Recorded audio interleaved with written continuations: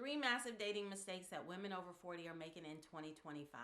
We're just going to jump right in. The first massive dating mistake that women are making in 2025 is settling for less. You do not have to settle. Just because you're a woman who's over 40 and you're out there in the dating world, don't think that you have to settle and just take whatever's out there. You can be selective. You don't have to feel like because you're getting older that there's not a good selection of men out there. I know so many people who think there's nothing out there, who say it all the time and speak it all the time. That's one of the problems, is you're saying it and you're speaking it, so now you're believing it. But don't believe that you have to settle, because once you identify exactly what you desire and what you want, you've put it on a vision board, you've made your list, then you know it's out there. You've got to get to a point to where you just know it's already done. Don't settle, but do compromise. So there's definitely a difference between settling for something and compromising. It's okay to compromise if you're out there dating and the vision that you have of this man is not the exact perfect chiseled out identity of what you thought you were going to get, but they're meeting most of your requirements. It's okay to compromise on some things, but don't feel like you completely have to settle. If you just want a man who's working gainfully, goes to work and makes a decent income, and now you're dating somebody who lives in the basement of their mom's home and they're not doing anything productive at all, that's settling. That's not necessarily compromising.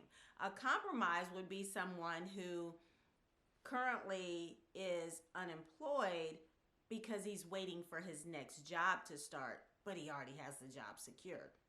So that's the difference between a compromise and completely settling. You don't have to settle at all because you're a woman over 40. Got that? All right. The next big mistake that women over 40 are making is thinking that you can only date where you live. Now, I'm not talking about online dating, because I honestly believe that in-person dating is the best. I believe actually organically and naturally meeting people out, or being recommended by a friend or introduced by someone, I think those are the best ways. So you don't have to stay in the city, the state, or even the country that you live in. You can travel. If you're dating and you're ready to meet new people, I talked about it in my last video, you number one got to get outside. You're not going to meet somebody at your door if you never leave the house. Now, I'm not saying that the delivery guy couldn't end up being your next best thing. But again, once you understand that you got to get outside, get out of the state. Go somewhere else. People are different, believe it or not, in different regions of the world. So if you're finding that the people that you're meeting in your own city, your state, are just not up to par, you feel like you're settling, then look further. There's so many opportunities outside of your local environment. So I'm not talking just go down to a different restaurant that you've never gone to, or a different hardware store that you have not visited. I'm talking about get your butt in a plane and go travel the world. I've gone to other countries and I've seen some amazing men out there who I would have loved to introduce some of my friends to. These are guys who have conversations, and most everybody everywhere I've ever gone, even as far as Turkey, speak English. And it's just so shocking to me that women believe that they have to stay where they are, or they choose to stay where they are. Make a trip.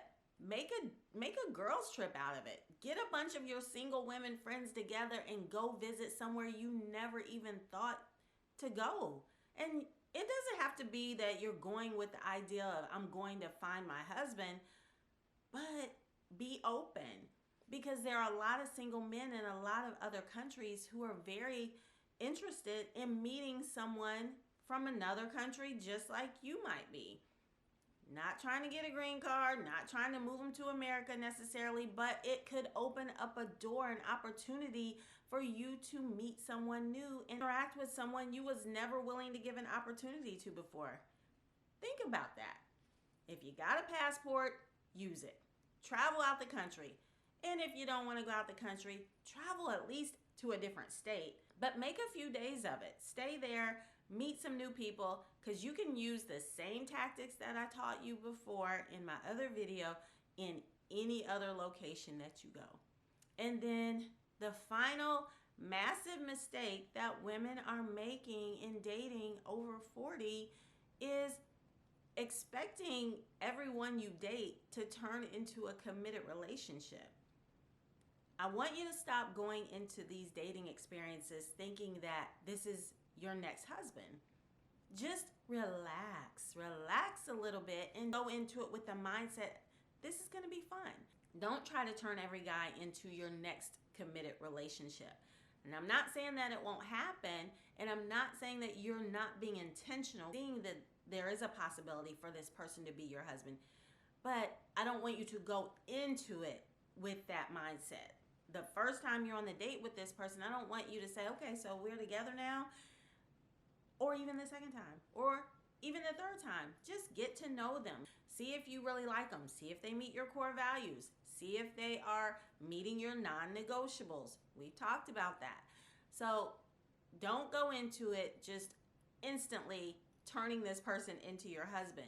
And it's not necessarily about scaring them off, because you want to bring up those tough conversations. You want to talk about some of the things you want. I want you to go into it with that mindset that he's already in this relationship with you and that's the only way you see him.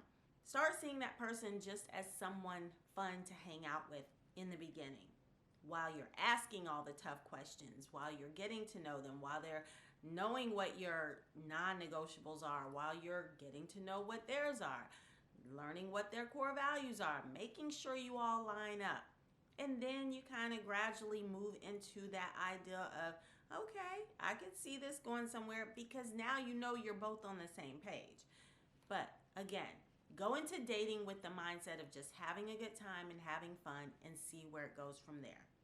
So these are the 3 massive mistakes that women over 40 are doing when they're dating in 2025.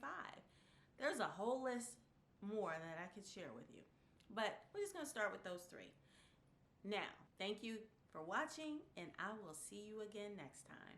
Bye for now.